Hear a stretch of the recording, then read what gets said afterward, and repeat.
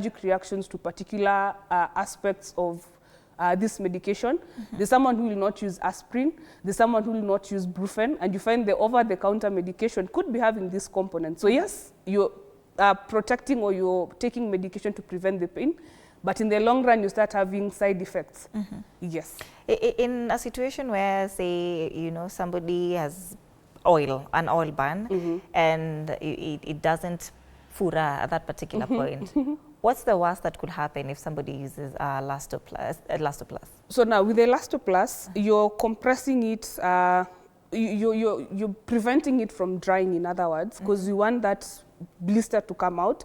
Then if you cover it with an Elastoplast without applying any medication, when you remove that Elastoplast, you'll notice that that part is becoming wetter, okay? Then also the drying takes a bit longer. So we recommend what the doctor will give you. The ointment the doctor will give you, please use that so that it dries nicely. If you use the Elastoplast, it means you're just preventing it from drying nicely, even without using any medication. Yes. There's a lot of confusion also about fire extinguishers. So should every household have one?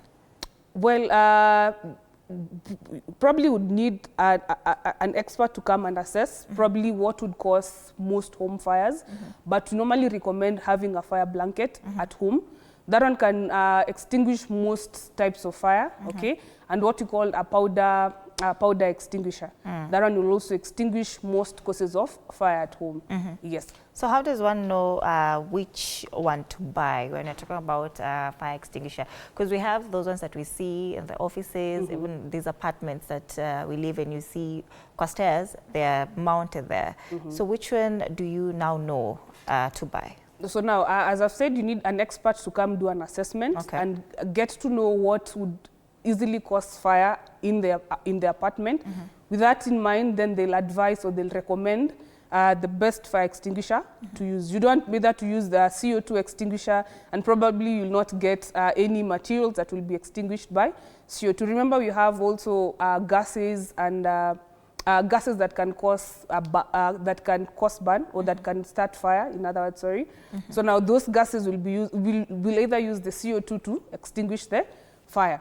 So you cannot have a CO2 where you don't have gases. I know we talk about petrol stations, we talk about like Total, where they're having the depot, where they're having the fuel in big quantities. So they'll have different types of extinguishers to extinguish the different type of fire that will be caused by any of the components there. So now for that one, for homes, you need an expert to come and just look at, give an assessment, then they'll recommend the best extinguisher to be used at home. Okay. Yes. And in an enclosed room on fire, say